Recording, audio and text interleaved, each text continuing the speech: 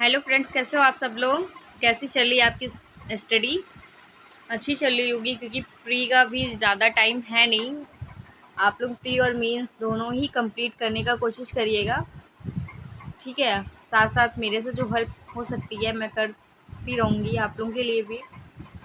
आज जो उसमें इकोनॉमिक्स टाइम्स में इन्फ्लेशन के बारे में आर्टिकल आया था, ठीक है। तो मैंने सोचा क्यों ना कॉन्सेप्ट और करंट दोनों ही साथ में पढ़ लिया जाए, जिससे कि दोनों ही कवर हो जाएगा और रिवीजन भी अच्छे से हो जाएगा। तो लेट स्टार्ट करते हैं आज क्या क्या पढ़ना है। इन्फ्लेशन की अवधारणा, कारण, टाइप्स ऑफ मांग जनित और लागत जनित और संबंधित शब्दावली है कुछ, फिर है व्यापार चक्र। ठीक है, स्टार्ट करते हैं। मुद्रास्फीति की अवधारणा, जब एक निश्चित अवधि में अधिकांश वस्तुओं की सेवाओं की कीमतों में समान स्तर से अधिक की वृद्धि होने लगती है, इस स्थिति में मुद्रा की क्रय शक्ति घटने लगती है। इसी को मुद्रा का मूल्य कम होना कहते हैं। मान लीजिए 2010 में 100 रुपये की वैल्यू ज़्यादा थी, आज की जनरेशन में 100 रुपये मतलब कुछ भी नहीं होता। तो इसको कहते हैं कि इन्फ्लेशन हो गया है, इन्फ्लेशन बढ़ गया है, ठीक है। क्योंकि उस टाइम 100 रुपये में बहुत सामान आ जाता था, बहुत नहीं तो फिर भी 2 3 4 कुछ तो मिल ही जाता था ना। आज की जनरेशन में 100 रुपये मतलब कुछ भी नहीं है। आप 10 मिनट में खर्चा हो जाता है, बाहर मार्केट में निकलिए कोई वैल्यू नहीं है। तो इससे क्या होता है, जो मतलब पैसा होता है उसकी क्रय शक्ति घट जाती है। क्रय शक्ति घटने से उसमें मतलब उसका जो मतलब सामान खरीदने का जो पावर है वो घट जाता है, वैल्यू घट जाती है, ठीक है। आर्थिक समृद्धि की प्रक्रिया में बाधक है, जब अर्थव्यवस्था में वस्तुओं और सेवाओं की आपूर्ति की अपेक्षा मुद्रा की आपूर्ति अधिक हो जाती है। मतलब जैसे कोई भी सामान है और वो घटता जा रहा है। कब घटता है, महंगाई कब बढ़ती है। मान लीजिए आपके मार्केट में सामान बहुत है, बहुत ज़्यादा है, उसका वैल्यू घट जाएगा, ठीक है। अगर आपने देखा होगा त्योहार के टाइम पे डिमांड ज़्यादा हो जाती है सामान की, तो डिमांड ज़्यादा होने पे महंगाई बढ़ जाएगी। और वहीं आप ऑफ सीज़न में जाएंगे, उसकी डिमांड नहीं है तो उसका रेट घट जाता है। इसी को बोलते हैं इन्फ्लेशन, ठीक है।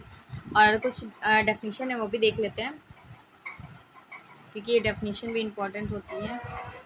अगर आप इसको मतलब मेंस आंसर राइटिंग में ये नाम यूज़ कर लेते हैं इन लोगों का, या डेफिनेशन यूज़ करते हैं, तो हाँ, जो एग्जामिनर होता है उसको भी लगता है कि आपने कॉन्सेप्ट और प्लस करंट दोनों ही कवर किया है, तो मार्क्स बढ़ने के चांसेस बढ़ जाते हैं, ठीक है। कीन्स के अनुसार मुद्रास्फीति वस्तु और सेवाओं की मांग आपूर्ति में अंतर का परिणाम है, अर्थात जब आपूर्ति मांग की तुलना में कम रह जाए। सप्लाई सप्लाई डिमांड के अकॉर्डिंग घट जाए तो मुद्रास्फीति की स्थिति उत्पन्न होती है। वही चीज़ें जब ऑफ सीज़न है या सीज़न चल रहा है तो फिर वैसे में हो जाता है इन्फ्लेशन का, ठीक है। इन्होंने भी यही बताया है, ये देख लीजिए आप लोगों की। अर्थशास्त्रियों के अनुसार मुद्रास्फीति मुद्रा की आपूर्ति में वृद्धि का परिणाम है। फिर आता है नेक्स्ट, देखते हैं। अर्थशास्त्र के सिद्धांतों के अनुसार आर्थिक समृद्धि दर को बढ़ाने के लिए नियंत्रित और सीमित इन्फ्लेशन होना चाहिए। अब आपको क्वेश्चन ये बन सकता है कि इन्फ्लेशन को कंट्रोल कौन करता है, ठीक है। तो ये कंट्रोल करता है आरबीआई। आरबीआई किसके तहत करता है, मॉनेटरी पॉलिसी के तहत करता है। और ये किस में आता है, एनएसओ में आता है, ठीक है। किस मंत्रालय में आता है, एनएसओ में, एनएसओ के तहत आता है, ठीक है। फिर यह उत्पादन को बढ़ाने में उत्प्रेरक का कार्य करती है। ऐसी स्थिति में उत्पादन एवं रोजगार के अवसर बढ़ने लगते हैं। किसी अर्थव्यवस्था की विकास दर में गतिशीलता को बनाए रखने के लिए मुद्रास्फीति एक निश्चित सीमा में उपस्थित होना आवश्यक है। इस प्रकार विकास दर को गतिशील बनाए रखने के लिए मुद्रास्फीति की उचित सीमा को धारणीय मुद्रास्फीति कहते हैं। मतलब धारणीय मुद्रास्फीति का मतलब है कि इन्फ्लेशन ना ज़्यादा बढ़े ना ज़्यादा घटे, एक लंबे समय तक चलती रहे। फिर आता है फिलिप्स वर्ग। ये जो आते कर्व आते हैं, ये फिलिप्स वर्ग जो कर्व है, ये AW फिलिप्स ने मौद्रिक मजदूरी में परिवर्तन की दर या स्थिति की दर तथा बेरोजगारी दर के बीच व्युत्क्रमानुपाती संबंध देखा। ठीक है, जिसे एक वक्र के माध्यम से प्रस्तुत किया। इस वक्र को ही फिलिप्स वक्र कहते हैं, कर्व। ठीक है, पहली चीज तो इसमें संबंध पूछ लेते हैं, इन्होंने किस बेस पे दिया। तो ये आपकी मौद्रिक मजदूरी में परिवर्तन या स्थिति की दर और बेरोजगारी की दर में जो व्युत्क्रमानुपाती संबंध रेखा है, उसी के रिलेशन में इन्होंने ये स्टेटमेंट दिया था। ठीक है, और इसमें संबंध क्या क्या है ये भी देख लेते हैं। इन्फ्लेशन दर और बेरोजगारी के मध्य जो रिलेशन है उसी को व्यक्त करता है। ये देखिए, ये आपका है बेरोजगारी दर, ये है आपका इन्फ्लेशन रेट, और इसी में जो दर है, जैसे कि मान लीजिए ये यहाँ पर है, तो यहाँ से यहाँ का जो आया है ना, यही है आपका कर्व। ठीक, आगे चलकर फ्रीडमैन ने यह प्रतिपादित किया कि मुद्रास्फीति रेट और बेरोजगारी में संबंध केवल अल्पकाल के लिए। व्युत्क्रमानुपाती संबंध जो है वो सिर्फ शॉर्ट टाइम के लिए है, लॉन्ग टाइम के लिए नहीं। लॉन्ग टाइम में मुद्रास्फीति की दर में वृद्धि का रोजगार पर कोई प्रभाव नहीं पड़ता और रोजगार का एक स्तर बना रहता है। अब इसके कारण देख लेते हैं। पहला तो मांग जनित, ठीक है, डिमांड बेस्ड है। इसमें आता है पहला जनसंख्या वृद्धि, फिर रोजगार, मजदूरी, आय में वृद्धि। जनसंख्या वृद्धि, जाहिर सी बात है, ज़्यादा जनसंख्या होगी तो मांग के अनुरूप आपूर्ति ना होने पर इन्फ्लेशन बढ़ जाएगा। आपके पास मान लीजिए 2 एप्पल हैं, खाने के लिए 5-6 लोग हैं, तो उसमें आप डिवाइड नहीं कर पाओगे ना, कितना करोगे। ठीक है, तो समय मतलब वो पूरा नहीं कर सकते हैं, तो इस अकॉर्डिंग भी मुद्रास्फीति बढ़ने लगती है। ठीक है, मांग आधारित कारण कौन से? पहला तो जनसंख्या बेस, कि अगर जनसंख्या ज़्यादा है, आपके पास उतना मांग को पूरा करने के लिए साधन नहीं है, संसाधन नहीं है, तो इन्फ्लेशन बढ़ जाएगा। एग्जाम्पल अब मैंने आपको दिया ही था कि जैसे कोई त्यौहार होता है, उस टाइम डिमांड बढ़ जाती है और उसको सामान अगर पूरा करने के लिए नहीं है, तो वही सामान 10 रुपये की जगह 20 रुपये में बिकने लगता है। ठीक है, फिर रोजगार और मजदूरी और आय में वृद्धि। रोजगार एवं मजदूरी बढ़ने से आय बढ़ती है। ठीक है, तो जिससे लोगों का जो सामान खरीदने की कैपेसिटी है वो भी बढ़ेगी, तो इससे क्या होगा, वस्तु और सेवा की डिमांड बढ़ जाएगी, मतलब मांग में वृद्धि होगी। ठीक, इन्फ्लेशन में वृद्धि दिखाई देगा। आप मान लीजिए आपके पास 20,000 रुपये हैं। ठीक है, 20,000 रुपये हैं, आपको जब 20,000 छोड़िए, जब आपको सैलरी मिलता है या फिर जब आप मुखर्जी नगर में रह के कोचिंग वगैरह करते हो, तो जब आपके घर से पैसा आता है, तो स्टार्टिंग में आपके हाथ में पैसा रहता है, तो आप लोग खर्चा करने में हिचकिचाते नहीं हो कि है पैसा, चलो खर्चा कर देते हैं। ठीक है, तो वही है, जब इंसान के हाथ में पैसा होता है तो खर्चा भी करता है। अगर खर्चा ज़्यादा हो जाएगा तो इन्फ्लेशन बढ़ जाएगा। ठीक है, वस्तु और सेवा में बढ़ जाती है मांग, डिमांड बढ़ जाती है, डिमांड बढ़ेगी तो इन्फ्लेशन भी बढ़ जाएगा। फिर आता है शहरीकरण का बढ़ता दायरा। शहरीकरण बढ़ने से उपभोग प्रतिरूप में बदलाव आता है, जिससे विशेष किस्म की वस्तुओं की मांग बढ़ जाती है। जैसे कि आप लोग विलासिता की वस्तु है, जैसे आप एसी चाहिए, आपको टीवी चाहिए, आपको गाड़ी चाहिए। ठीक है, जैसे गांव में है, नहीं एसी है, नहीं चीज़ें हैं।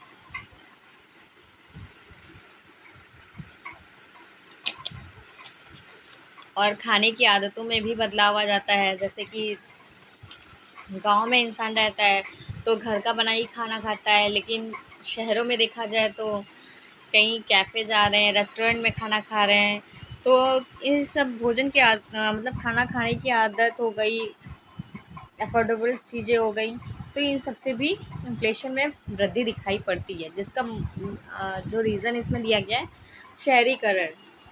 आज गाँव में भी जो लोग रहते हैं वो भी शहर की तरफ आना चाहते हैं, ताकि वो भी ऐसी लाइफ एंजॉय कर सकें।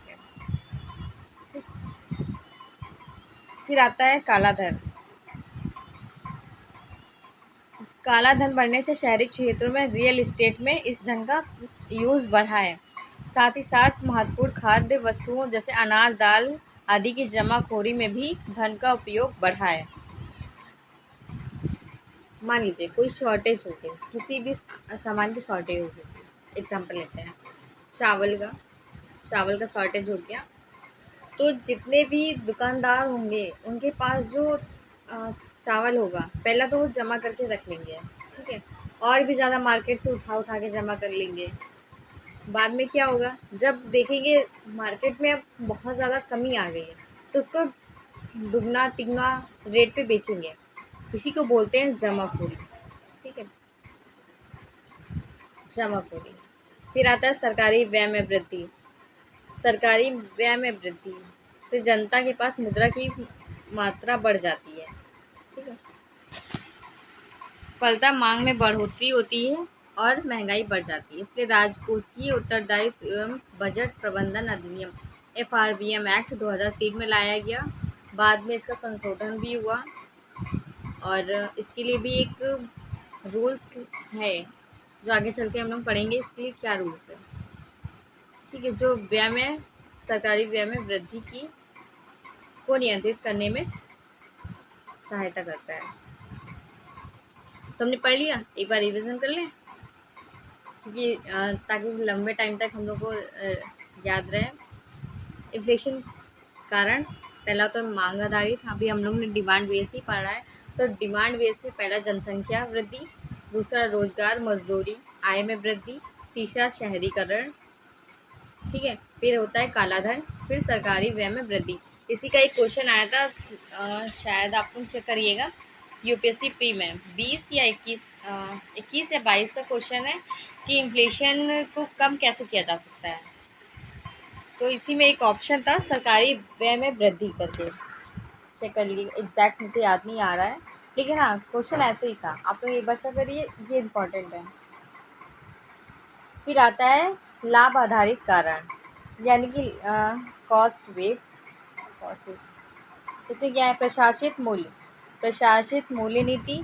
इस नीति में सरकार कीमत निर्धारण करती है। सरकारी क्षेत्र में हुई हानियों के हानियों को पूरा करने के लिए समय समय वस्तुओं की कीमतें बढ़ाती रहती है, जैसे पेट्रोलियम उत्पाद।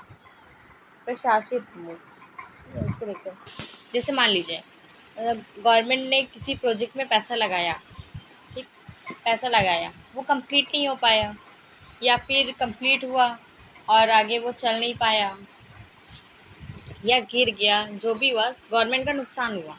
गवर्नमेंट नुकसान को भरपाई कहाँ से करेगी, जाहिर सी बात है जनता से टैक्स वसूलेगी, या फिर चीज़ें जो विलासिता की चीज़ें, विलासिता इन द सेंस जो कि अफोर्डेबल चीज़ों से ऊपर की होती हैं, ठीक है, उसमें वो बढ़ा देती है रेट, जैसे कि फ्रिज हो गया, एसी हो गया, पेट्रोल हो गया, डीजल हो गया, इन सब पे टैक्स बढ़ा देगी। और टैक्स बढ़ाने से वो जो सरकार का घाटा हुआ था वो कवर करने की कोशिश करती है। नेक्स्ट आता है खाद्य नीति। कभी कभार सरकार की दोषपूर्ण MSP, दोषपूर्ण न्यूनतम समर्थन मूल्य, यानी कि MSP नीति से खाद्यान्नों की जो लागत होती है उसमें इन्फ्लेशन बढ़ जाता है, ठीक। इसके अतिरिक्त अप्रत्यक्ष कर में वृद्धि, ब्याज दर में वृद्धि, मौसमी उतार चढ़ाव, सार्वजनिक क्षेत्र द्वारा क्राउडिंग आउट, ठीक है, क्राउडिंग आउट आदि के परिणाम स्वरूप भी लागत जनित मुद्रास्फीति बढ़ती है।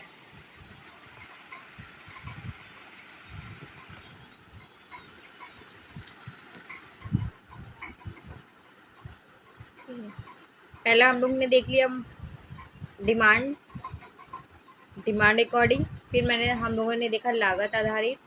डिमांड में क्या जनसंख्या थी, डिमांड में जनसंख्या थी, रोजगार, आय, मजदूरी में वृद्धि, फिर था शहरीकरण का बढ़ता हुआ प्रभाव, फिर था काला धन, सरकारी व्यय में वृद्धि, लागत में था प्रशासित मूल्य नीति, खाद्य नीति, फिर आता है सप्लाई बेस्ड।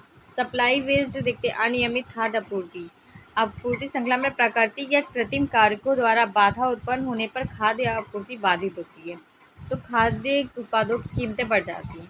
वही चीज़ें खाद्य श्रृंखला में प्राकृतिक या कृत्रिम कारक, प्राकृतिक जैसे कि किसानों ने अनाज को बोया, अगर बारिश नहीं हुई, कम उत्पादन हुआ तो भी बढ़ जाएगा, नहीं तो फिर अगर मार्केट तक पहुंचने से पहले ही उनका अनाज खराब हो गया फिर भी होगा, और नहीं तो फिर जैसे शॉर्टेज हो गया तो उसके बाद शॉपकीपर ने या फिर उनको कोल्ड स्टोरेज में जमा करने के लिए नहीं मिला, या फिर शॉपकीपर ने जमा करके रख लिया, तो इससे भी खाद्य आपूर्ति में वृद्धि हो जाती है।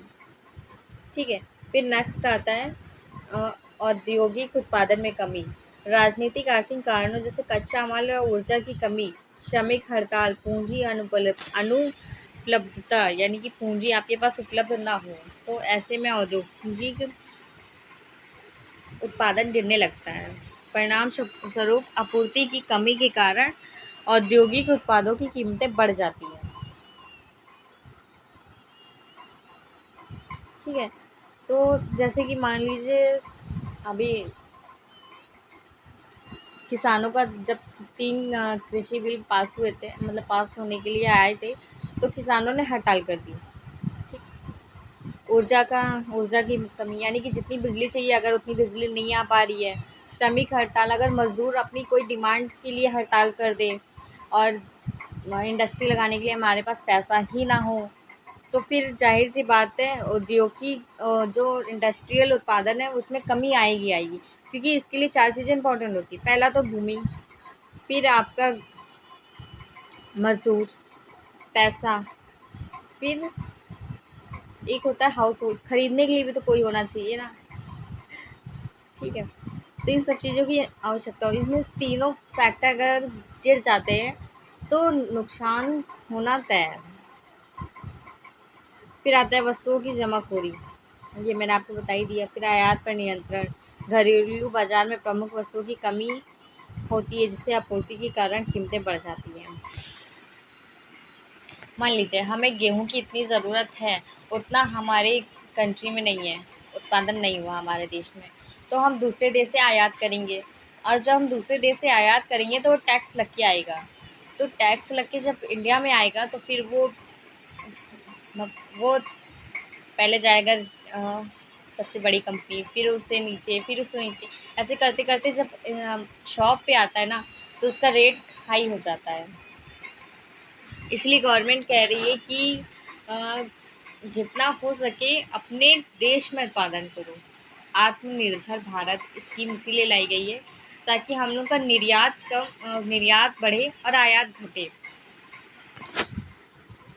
ठीक है, ये हो गया आपका सप्लाई बेस। सप्लाई बेस में एक बार फिर से देख लेते हैं। अनियमित खाद्य आपूर्ति, औद्योगिक उत्पादन में कमी, वस्तुओं की जमाखोरी, आयात पर नियंत्रण। फिर आता है वैश्वीकरण के कारण मुद्रास्फीति। इसका ग्लोबलाइजेशन में क्या क्या रोल है ये भी देख लेते हैं। वैश्वीकरण की प्रक्रिया ने राष्ट्रों के बीच आर्थिक अंतर संबंध को बढ़ाया है, जिससे किसी एक देश की आर्थिक गतिविधियां अन्य देशों की अर्थव्यवस्था को प्रभावित करती हैं या मूल्य वृद्धि का कारण बनती हैं। जैसे अंतर्राष्ट्रीय स्तर पर तेल की कीमत बढ़ने से तेल के आयात पर निर्भर देशों में परिवहन की लागत बढ़ जाती है और उसकी कीमतें भी बढ़ जाती हैं। इसी प्रकार विभिन्न राष्ट्रों की व्यापारिक नीतियां एवं अंतर्राष्ट्रीय घटना भी वस्तुओं एवं सेवाओं की कीमतों में वृद्धि के उत्तरदायी है। आप देख लीजिए, जब से यूक्रेन और रशिया का युद्ध स्टार्ट हुआ है, तब से इंडिया में चीज़ें बढ़ी हैं, इंडिया में इफेक्ट है।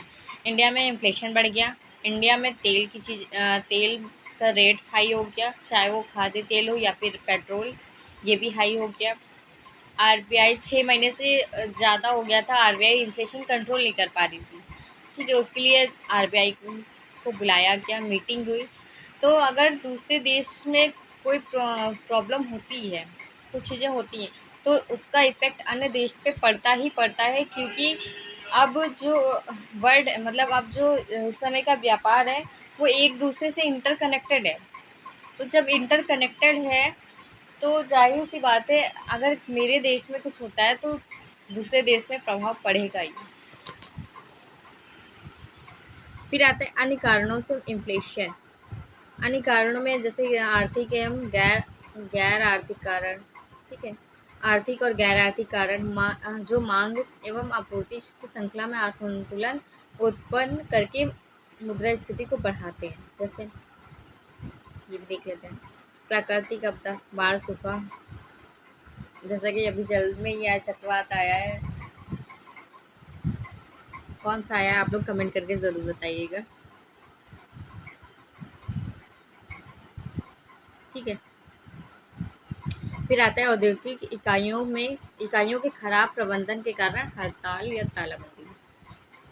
फिर अंतर्राष्ट्रीय युद्ध या वैश्विक महामारी। अंतर्राष्ट्रीय युद्ध में आप रूस और यूक्रेन का देख लीजिए, और वैश्विक महामारी में आप कोविड का ले सकते हैं। कर्टलाइजेशन प्रथाएं जो उपभोक्ता के हितों को नकारात्मक रूप से प्रभावित करती हैं। आयात पर अत्यधिक निर्भरता। आयात पर निर्भरता, अगर हम लोग का निर्यात कम है, आयात ज़्यादा है, तो चीज़ें टैक्स लग के अपने देश में आएंगी, चीज़ें बढ़ जाएंगी, रेट बढ़ जाएगा। और संरचनात्मक बाधाएं, जैसे कि आपके पास भूमि होनी चाहिए, लेबर होना चाहिए, पैसा होना चाहिए, और आपके पास टेक्निकल के जितने भी टूल्स हैं वो होने चाहिए, और बिजली, पानी, ये सारी चीज़ें होनी चाहिए, तभी आप जाके इसमें ग्रो कर सकते हो। ठीक है, फिर आता है इन्फ्लेशन के टाइप, कितने प्रकार की होती हैं। ये तो हमने देख ही लिया, 2 टाइप होती है, एक मांग जनित, दूसरा लागत जनित। मांग जनित वो हम लोग ने ऊपर जो देखा था वो कारण थे। ठीक है, ये प्रकार है, अपन कंफ्यूज मत होइएगा कि वो जो हम लोग ऊपर देखे थे वो कारण था, ये मांग है। इससे हम लोग को पता है क्या होता है कि अगर हम लोग ऐसे पढ़ेंगे ना, तो इसका पहले कारण, प्रकार, इसके फायदे, नुकसान, फिर समाधान, और गवर्नमेंट इसमें क्या पहल कर रही है, सारी चीज़ें क्लियर हो जाती हैं। और आंसर में लिखना ही क्या होता है, लिखना भी तो यही होता है ना, कि ये कब आया, कैसे आया, इसके नुकसान क्या होंगे, फ़ायदे क्या होंगे, इसके लिए समाधान क्या है, गवर्नमेंट इसके लिए क्या कर रही है, इसका नेशनल और इंटरनेशनल इफ़ेक्ट क्या हो सकता है। ये सारी चीज़ें होती हैं। हम लोग को मतलब जो भी टॉपिक होता है ना, उसको तोड़ के या ओपन करके ऐसे पढ़ो कि वो चीज़ें वहीं पे क्लियर हो जाएँ। चलिए देखते हैं इसका। फिर ये आता है टाइप, प्रकार। पहला मांग जनित, अगर सेवाओं की मांग आपूर्ति की अपेक्षा बढ़ने लगे, ठीक है, तो कीमत स्तर में वृद्धि होती है, इसे मांग जनित कहते हैं। आपूर्ति उनकी मांग के सापेक्ष कम होती है, इसमें वस्तुओं एवं सेवाओं की आपूर्ति उनकी मांग के सापेक्ष कम होती है। अर्थव्यवस्था में मुद्रा प्रवाह यानी तरलता बढ़ने से उपभोक्ताओं के पास अधिक धनराशि बचती है। इसका प्रयोग अधिक से अधिक उपभोग के उद्देश्य वो लोग करते हैं, और अर्थव्यवस्था में मांग बढ़ती है। यदि इसी बढ़ी हुई मांग के अनुसार सही समय पर आपूर्ति न हो पाए, तो मूल्यों में भी बढ़ोतरी हो जाती है। ठीक है, मूल्य भी बढ़ जाते हैं। फिर आता है लागत जनित सॉरी, जब वस्तुओं और सेवाओं की उत्पादन लागत में वृद्धि के कारण उनकी कीमत भी बढ़ने लगती है, तो लागत जनित मुद्रास्फीति कहते हैं। मान लीजिए कोई सामान आपने बनाया 10 रुपये का, ठीक है, 10 रुपये का बनाया, अब उसकी कीमत में भी बढ़ रही है। 10 का बनाया, उत्पादन लागत जोड़, सब कुछ जोड़ चाड़ के आपका मान लीजिए 20 रुपये हुआ। फिर उनकी कीमत भी बढ़ गई, 20 की जगह वो 30 में बिकने लगा। तो इससे भी लागत जनित जो इन्फ्लेशन है वो बढ़ने लगता है। इसमें इसका मांग से अप्रत्यक्ष संबंध होता है। यदि कच्चे माल अथवा किसी अन्य प्रकार के उत्पादन की लागत में बढ़ोतरी हो जाए तो अंतिम उत्पादित वस्तु या सेवा का मूल्य स्वतः ही बढ़ जाता है। मान लीजिए आप कुछ ब्रेड आटा है, ठीक है, आटा आपको 32 रुपये किलो मिला। अब आटे से आप ब्रेड बनाएंगे तो जाहिर सी बात है, पहले तो मुझे आटा महंगा मिला, फिर उसका जो उसमें हमने जो भी टेक्निकल चीज़ें यूज़ की है, जैसे ब्रेड बनाने का प्रोसेस, उसमें क्या क्या चीज़ें पड़ी, क्या क्या लगी, तो जब हम लोग का टोटली ब्रेड जाके कंप्लीट होगा तो जो ब्रेड हमें 10 की मिल रही थी वही अब हमको 20 की मिलेगी। क्यों? क्योंकि पहली चीज़ तो आटा ही महंगा हो गया, फिर उसमें जो मजदूरी लगी है उसको भी तो देना है। तो जाहिर सी बात है, सब चीज़ें जोड़ के जब लास्ट में वस्तुएं तैयार होती हैं तो उसका भी रेट बढ़ जाता है। फिर इसका देख लेते हैं कुछ टर्मिनोलॉजी। मंदीगत मुद्रास्फीति, स्टैग्फ्लेशन, ऐसी स्थिति में जिसमें मुद्रास्फीति और मंदी दोनों साथ साथ उपस्थित हो जाएं, अर्थात हाई इन्फ्लेशन के साथ साथ बेरोजगारी दर भी अधिक हो, तो इसे स्टैगफ्लेशन कहते हैं। स्टैगफ्लेशन कैसे कहते हैं, किसे कहते हैं, इस क्वेश्चन बन सकता है स्टैगफ्लेशन किसे कहते हैं। क्योंकि इन्फ्लेशन जो टॉपिक है, ये यूपीएससी हर साल एक या दो क्वेश्चन पूछता है। इसमें आप 2023 का भी पेपर देख लोगे ना, तो उसमें एक दो क्वेश्चन पूछे हैं इस पे भी, तो हर साल ये आता है। तो मैं ये कहना चाहती हूँ, इस टॉपिक को इतने अच्छे से कवर करो कि कहीं से भी यूपीएससी पूछ ले तो हमें बताने में कोई भी प्रॉब्लम ना हो। तो जैसे कि एक क्वेश्चन बन सकता है कि स्टैगफ्लेशन क्या होता है। जब आपका बेरोजगार मतलब जब मान लीजिए इन्फ्लेशन हाई है, हाई इन्फ्लेशन के साथ साथ अनएम्प्लॉयमेंट रेट भी बढ़ जाए तो इसे कहते हैं स्टैगफ्लेशन सॉरी। इस प्रकार इस स्थिति मुद्रास्फीति और मंदी दो विरोधाभास का मिश्रण है। इसमें क्या हुआ, पहले तो इन्फ्लेशन था, ऊपर से अब तो रोजगार भी नहीं है, तो जाहिर सी बात है मंदी आने लगती है, जो इस समय आप पाकिस्तान में देख सकते हो। ठीक है, इसका कारण क्या होता है, कारण अर्थव्यवस्था गतिहीन हो जाती है, क्योंकि एक और मुद्रास्फीति पर नियंत्रण करने के लिए कठोर मौद्रिक नीति की आवश्यकता होती है। कठोर मौद्रिक नीति क्या होती है, ये भी क्वेश्चन आप देख लीजिएगा कि कठोर मौद्रिक नीति जैसे कि CSR है, SLR है, ये सारे जो भी टूल्स हैं मॉनेटरी पॉलिसी के, इन्फ्लेशन जैसे बहुत ज़्यादा बढ़ जाता है, बहुत ज़्यादा बढ़ जाता है, तो क्या करेगा RBI, क्या करेगा, या फिर रेपो रेट बढ़ाएगा, घटाएगा, CSR का यूज़ करेगा, SLR यूज़ करेगा। ये सारे जो टूल्स हैं ये RBI के हैं, और RBI इसका यूज़ इन्फ्लेशन को कंट्रोल करने में हमेशा करती है। वहीं दूसरी ओर आर्थिक मंदी पर नियंत्रण करने के लिए विस्तारवादी नीति का प्रयोग आवश्यक होता है। सामान्यतः स्टैगफ्लेशन प्रत्येक देश में विद्यमान होती है। इसके नियंत्रण के लिए क्षेत्रवार नीति बनाने की आवश्यकता होती है। कारण क्या होते हैं स्टैगफ्लेशन के कारण, ठीक है, उसके कारण भी देख लेते हैं। अर्थव्यवस्था में मुद्रा की मात्रा में तेजी से वृद्धि होने के कारण ऐसा होता है। फिर मजदूरी दरों में आकस्मिक रूप से तीव्र वृद्धि। मान लीजिए मजदूर हैं, ठीक है, महंगाई ज़्यादा हो गई, मजदूर हैं, वो कह रहे हैं कि मुझे 2000 से ज़्यादा 3000 सैलरी चाहिए।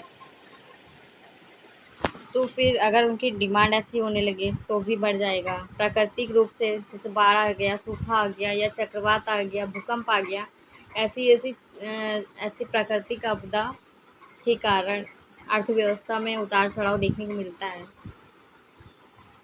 विदेश व्यापार में घाटा। फिर आता है उत्पादन लागत में वृद्धि से वस्तुओं की कीमतों में वृद्धि। अगर जब उत्पादन करने में हमें ज़्यादा पैसा लगाना पड़ रहा है तो जाहिर सी बात है जब वो मार्केट में आएगा तो उसकी कीमत में भी बढ़ जाएगा। ये दीर्घकाल का स्टैगफ्लेशन होता है। फिर लंबे समय तक मुद्रास्फीति का बने रहना। ठीक है, ये देखिए 10 का है, यूपीएससी प्री का क्वेश्चन है कि डिफ्लेशन क्या होता है।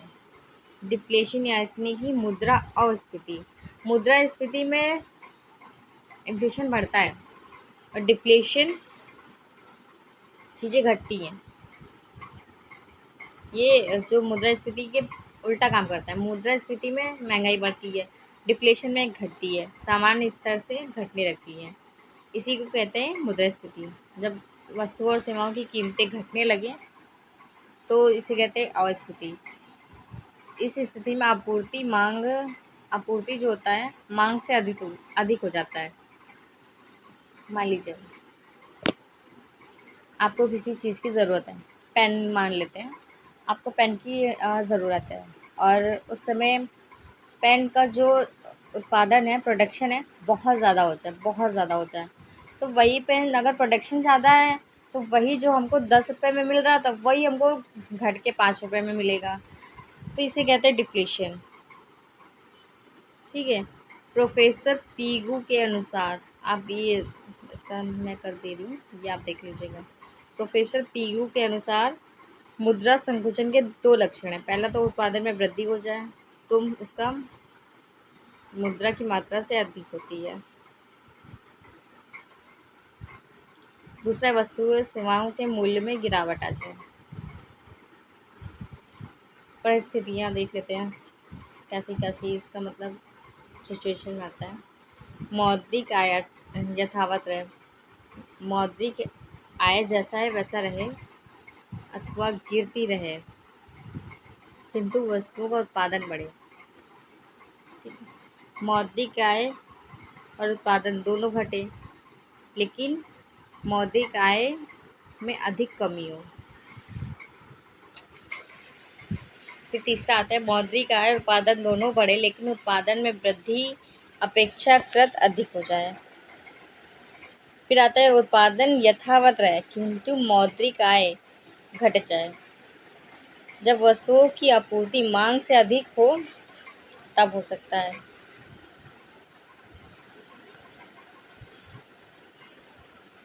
ठीक है। फिर आता है, दोनों में अंतर देख लेते हैं, मुद्रास्फीति और संकुचन, दोनों में अंतर। इन्फ्लेशन, इन्फ्लेशन के कारण आय में वृद्धि होती है। ठीक है। यह डिप्लेशन के कारण आय पर प्रतिकूल प्रभाव पड़ता है। इन्फ्लेशन के कारण वस्तुओं के मूल्यों में वृद्धि होती है, डिप्लेशन के कारण इसके मूल्य में कमी आती है। इन्फ्लेशन में रोजगार के अवसर बढ़ते हैं और डिप्लेशन में कम होते हैं, क्योंकि जाहिर सी बात है सस्ता श्रम है, अगर हमें सस्ते में श्रम मिल जाता है तो हम ज़्यादा यूज़ करेंगे। क्यों? क्योंकि सस्ता श्रम है तो हर कोई काम करना चाहेगा। जब हर कोई काम करना चाहेगा तो फिर कितने लोग को आप काम पे रख सकते हो। और इन्फ्लेशन क्या होता है, उत्पादन पर अनुकूल प्रभाव डालता है, ये उत्पादन पर प्रतिकूल प्रभाव डालता है। ठीक है। इसके कारण असमान वितरण को बढ़ावा मिलता है। इसमें जो वितरण होता है उस पर प्रभाव नहीं पड़ता है। इन्फ्लेशन में अल्प अवधि में आर्थिक विकास पर अनुकूल प्रभाव पड़ता है, डिफ्लेशन में आर्थिक विकास पर प्रतिकूल प्रभाव पड़ता है। इन्फ्लेशन मतलब अगर देखा जाए तो ठीक है, लेकिन डिप्लेशन के अकॉर्डिंग इन्फ्लेशन ठीक है क्योंकि इसमें चीज़ें बेटर होती हैं। फिर आता है रिफ्लेशन। रिफ्लेशन क्या था? मुद्रा अस्फीति पर नियंत्रण लाने की अवस्था है जिसके जरिए घटी हुई कीमतों को धीरे धीरे सामान्य स्तर पर लाने का प्रयास किया जाता है। इसके तहत टैक्स में कटौती होती है, ब्याज दर में कमी होती है, अर्थव्यवस्था में मुद्रा की आपूर्ति को बढ़ाया जाता है ताकि लोगों की क्रय शक्ति में वृद्धि की जा सके और अर्थव्यवस्था में वस्तु एवं सेवाओं की मांग बढ़ाई जा सके और बेरोजगारी दर को कम किया जा सके। इस प्रकार नीतिगत उपायों के परिणाम स्वरूप मूल्य स्तर में जो वृद्धि होती है उसे ही मुद्रास्फीति कहते हैं, संस्कृति कहते हैं। पहले इसमें देखते हैं पॉइंट क्या क्या है। ठीक है ना, क्योंकि पूछ सकता है, कभी भी पूछ सकता है। पहला, जो घटी हुई कीमतें हैं उसको पहले सामान्य स्तर पे लाना है। फिर कैसे लाना है? कर में, टैक्स में कटौती करो, ब्याज दर में कमी लेके आओ, अर्थव्यवस्था में मुद्रा की जो आपूर्ति है उसे बढ़ाओ, ताकि लोगों की पावर परचेजिंग पावर जो होती है वो बढ़े। जब वो इंसान की खरीदने की क्षमता बढ़ेगी तो डिमांड भी बढ़ेगी, और जब डिमांड बढ़ेगी तो बेरोजगारी दर बढ़ेगी, सॉरी कम होगी। फिर आता है डिफ्लेशन। डिफ्लेशन यह सरकार के मौद्रिक एवं राजकोषीय उपायों का एक भाग है। इसके जरिए मुद्रास्फीति पर नियंत्रण लाने का प्रयास किया जाता है। इसमें कीमतें धीरे धीरे घटाकर सामान्य स्तर पर लाने का प्रयास किया जाता है। मुद्रास्फीति की दर कम हो जाती है किंतु पॉजिटिव बनी रहती है। यह डिफ्लेशन की तरह अर्थव्यवस्था के लिए हानिकारक नहीं होती है। अपस्फीति है, ठीक है। फिर आता है मुद्रास्फीति सर्पिल। जब मजदूरी दर में वृद्धि के कारण मुद्रास्फीति दर भी बढ़े और तथा मुद्रास्फीति दर में वृद्धि के कारण मजदूरी दर में भी वृद्धि हो, इस प्रकार की जो इन्फ्लेशन होता है उसे सर्पिल कहते हैं। इस सिद्धांत कीमत वृद्धि और मजदूरी वृद्धि के बीच कारण और प्रभाव की व्याख्या करता है। जब इन्फ्लेशन दर में वृद्धि होती है तो मजदूर तथा मजदूरी दर में वृद्धि की मांग की जाती है। इसे मजदूरी मूल्य जाल भी कहा जाता है। इस समस्या का समाधान के लिए निवेश में वृद्धि करके आपूर्ति में वृद्धि का प्रयास करना चाहिए, ठीक है।